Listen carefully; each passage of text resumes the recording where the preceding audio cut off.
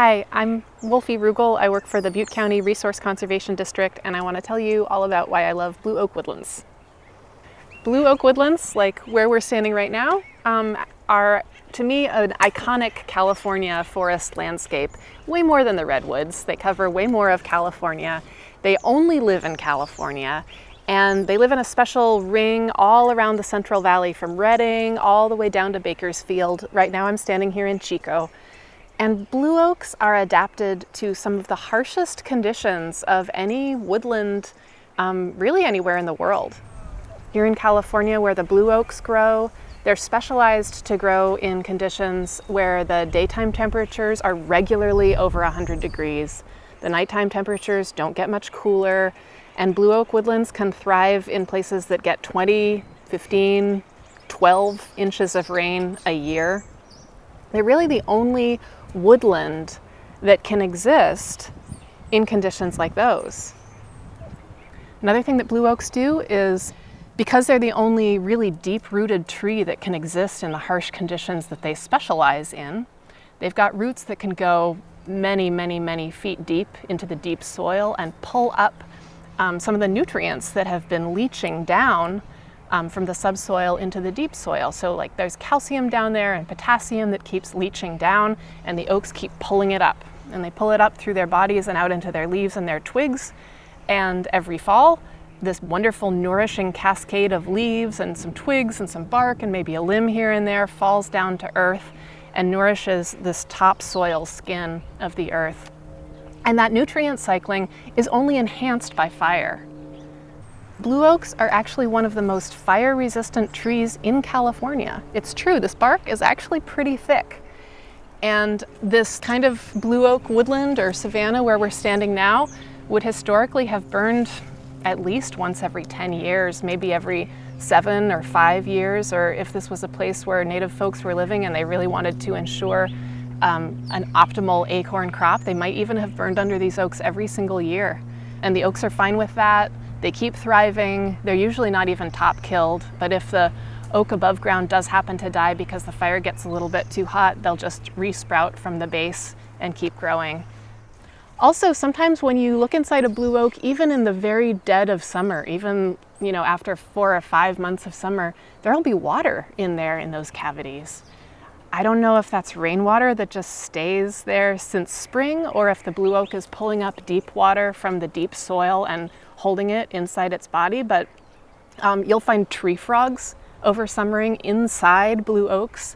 You'll find ants and all kinds of birds dipping in to take a drink of water and fly away or disperse away to do their work.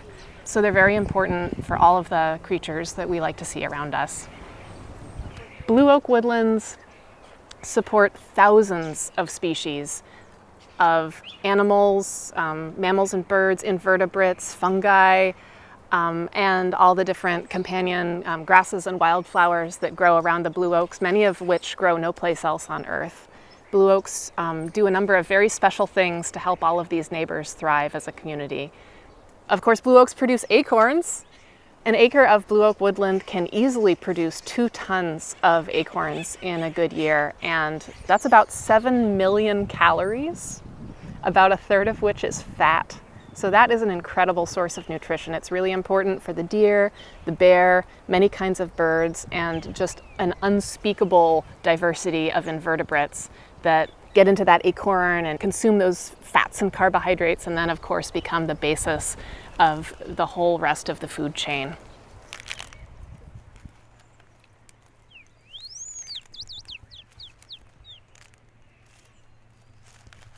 So blue oak is known to have this very creamy and yummy good taste to it. They taste really good, so they were preferred.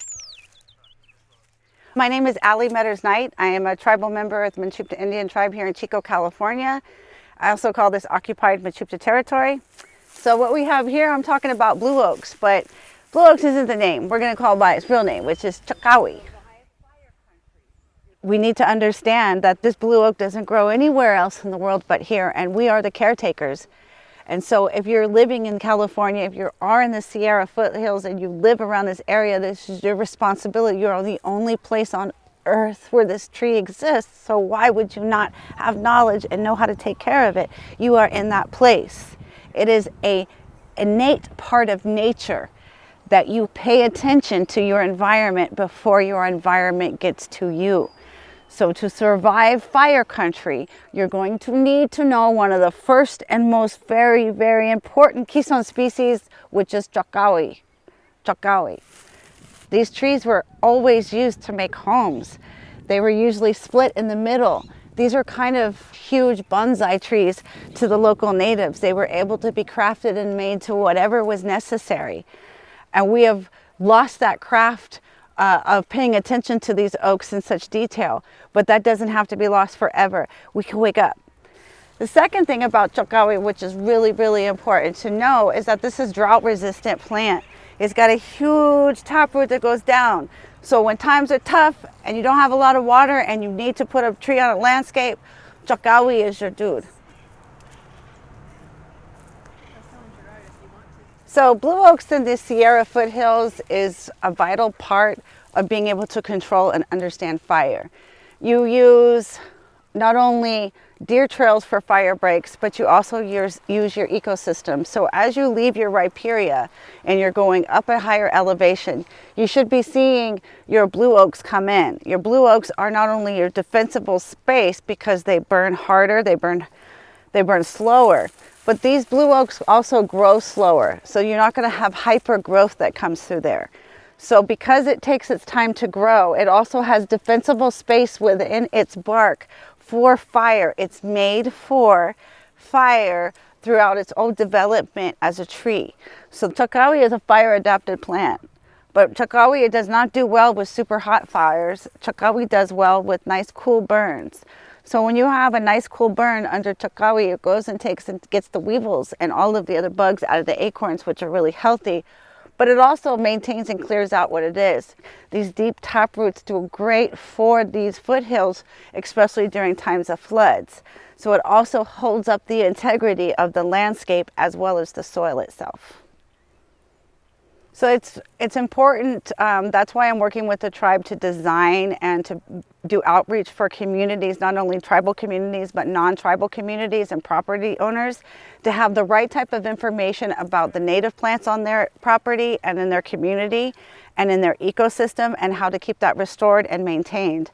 If we don't have knowledge about what plants in our property are native, how they're taken care of, and what they look like when they're sick and what they look like when they're healthy, if we don't have that information, we cannot have a safe home. We can't have a safe community. When you do have woodlands that come up close to where homes are, you should have an intense amount of maintenance and knowledge about how that land is made because of the risks of the community that's on the other side of that woodland. I just want to thank everyone for listening to me and support cha-kah-wee and your local ecosystem. Thank you.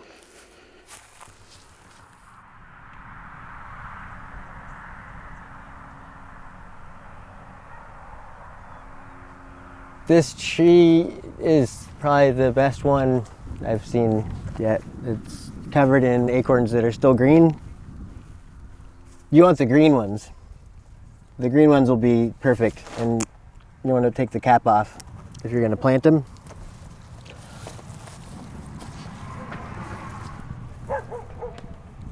Sometimes I wonder, every tree we might think that they're just planted by happenstance, just random nature a long time ago, but it's very possible that someone very intentionally planted this tree and there's a whole story behind that. I think there's just a lot more intention behind and stories behind, trees than we usually think when we walk past them. So this is the blue oak woodland. There's a lot of cow pasture though. You can see there's big areas that have no trees that, if that's the case, there might be cattle coming through and grazing, or if you have deer, because that's probably the reason why there isn't more trees in an area like this, is cattle are eating the smaller ones. And in other areas, like up in Paradise and Berry Creek, there might be deer coming that'll eat your plant if there's no fence or if there's nothing protecting it until it gets a little bit bigger. This is a blue oak. A lot of people are going to be getting these more in a form that looks maybe bare root, and it might look a little bit rounder than this. But so when you plant one, you want to make sure that you are, a good ways away from other trees, but maybe in the afternoon shade, like we are of these, so that once it gets hot, and next summer, this new one will be a little bit shaded, but it's not so close that it's going to be right underneath. You want to give them a little bit of space. One way that you can find if you have an area that's not just going to be rock is if you look around, you find evidence of gopher digging. You can see there's real soil. And so first thing you want to do is clear some of this stuff out of the way. Dead plant stuff.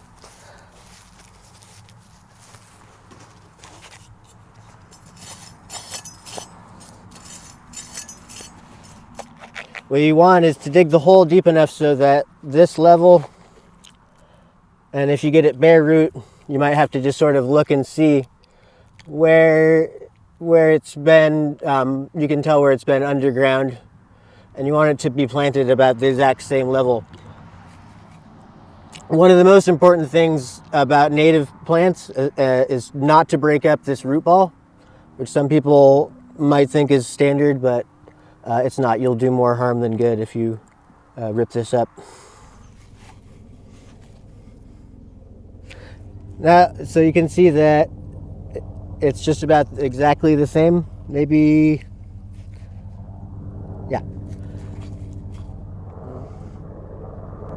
And then you want to gently fill it back in without packing. Just make sure that it fills in all the way around. If your dirt won't crumble, you might have to go find some more crumbly dirt, or you might have to fill it in with potting soil so that it doesn't, so there's no air pockets drying the roots out. But that's sort of why I picked this spot, is because there's all this soil right here. Other things you could do if you have the ability is you could wet down the area the night before. Not right before, because then you might mix up a bunch of clay and it'll turn into cement sort of. But the day before, so that the soil is more workable. You can see how I still have the original top of the potting soil is still exposed. I don't want to cover that up with this different soil. But that's about it. Now you can take extra soil that you have and make a little a berm around it for the most important part, which we're about to do. And then you could also take material that you scraped away at first and put it over this soil so you don't have bare soil exposed. And so when I do the next part and water it, it doesn't mix it up too aggressively and cause drainage problems. Free mulch everywhere. Most important part, so I didn't pack it and I didn't break up the root ball, and I made sure it was level. The main thing that really is planting it is the watering. You want to make sure that you water it right after you plant it if you can. Don't let it sit in a dry hole like this, because the main thing about this is you want to give it a really good soak so that the water goes in between all the soil particles, and as it goes down through, it'll pull those soil particles back together with water droplets in between. It'll create a little network. It'll wash soil particles into little air pockets that might dry out the roots and cause damage. So I watered it once. So a bunch of that water probably found one path of least resistance, and so it's probably dry on one side and wet on the other, but it's all seeping around in there. And so it went down a little bit. I'm just going to fill up that berm again, let it settle again. Planting in the fall, it probably won't need much water. I mean, it should rain eventually, but it'll defoliate and go dormant, and hopefully won't really need to have too much water until next spring. The first summer, you're probably going to have to water it a little bit more, but it's going to be different in every spot. So instead of there's no general rule. You're going to want to go out and check on it, like scratch down in there and see if it's wet, because it might look totally dry in between watering, but it might actually be wet underneath. And so if you keep watering it too much without actually checking, it could be sitting in a little pool of warm water in the summer underground, and that'll rot them. So they're very adapted to drought, and they're not adapted to sitting in warm, like soggy, warm soil. So letting them dry out a little bit in between watering in the summer is pretty important. It won't be long before they're pretty established on their own. It could take up to 3 years for them to be totally established, and the blue oak is probably the most drought adapted one. They just grow slow if they have no care at all. That's why they're blue. They cover themselves up with this wax that's blue. They can't respirate. They can't take in as much CO2 and stuff when they do that, and they can't let go as much water to pull up water. So they grow really slow in the summer. So giving them extra care and water and attention in the spring and fall before they do that can help them grow a lot faster, if that's what you're after.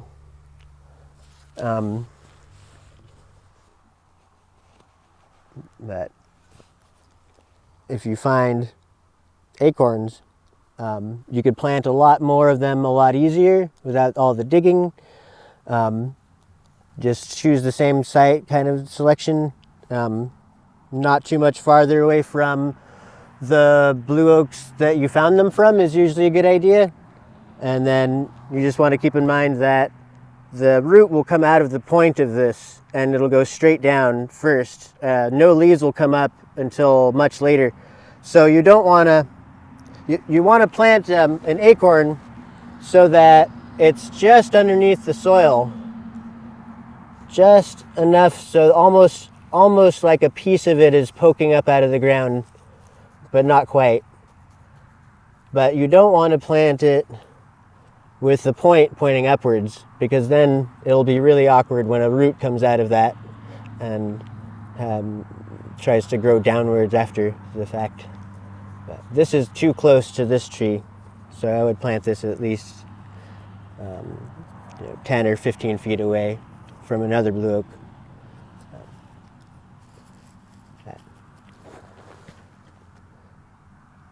But that's it. That's just about everything you need to know.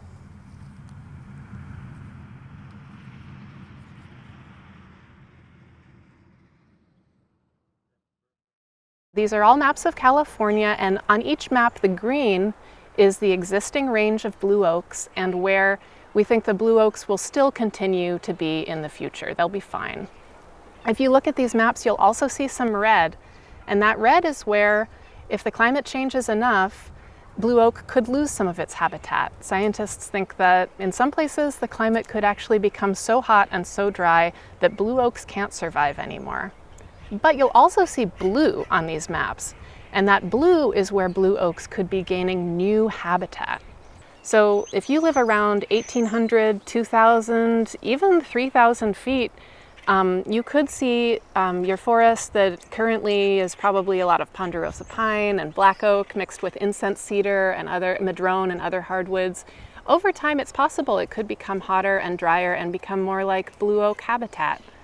And we're not talking about changes hundreds of years from now. We're talking about changes that definitely could occur within the lifetime of someone alive today. So if you're out on your land planting trees and you live in the Sierra foothills, go ahead and plant some black oaks and some ponderosa pine and some incense cedar, but make sure you plant some blue oaks too, just in case. And maybe in your kid's lifetime or your grandkid's lifetime or their kid's lifetime, they could be living in a mixed blue oak woodland, and they'll thank you for planting some blue oaks.